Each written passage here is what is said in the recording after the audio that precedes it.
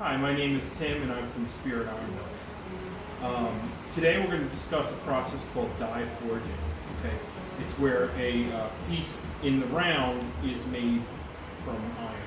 This particular piece is part of the fencing that's found at the front of Henry Street Settlement in Lower Manhattan in New York City. So this is an original picket from the fencing. And we have to replicate 12 of these because the originals are missing.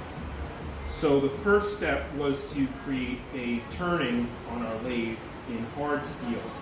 Okay, that hard steel was cut on the lathe to the shape matching this original.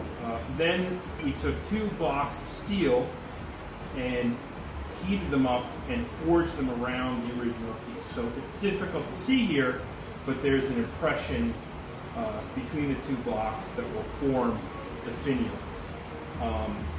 This is a finished finial. This little tornado-looking thing is extra material that got pushed out of the die. That will be trimmed off and welded to the end of a picket, and you'll get a result very similar to the original. Behind me is a coal forge. I have what I would call a preform, okay, made from genuine wrought iron. So I've hammered it into a rough shape that kind of resembles the original urn. Okay, it's very rough. We do that so the die can do its work more easily and it doesn't get choked up. Okay, so I'm going to throw this back in the fire, heat it up quick, and we will make one of these.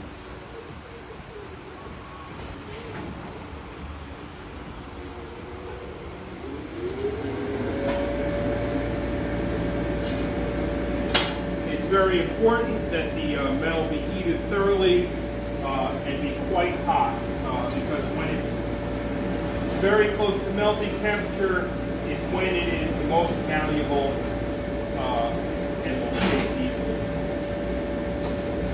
We're using coal forge here. A lot of our work is also done in a gas forge, which is adjacent to the power hammer. But for more traditional work like this, I tend to use the coal forge. Over here is my power hammer. The die goes into the power hammer, so I'm going to fire up the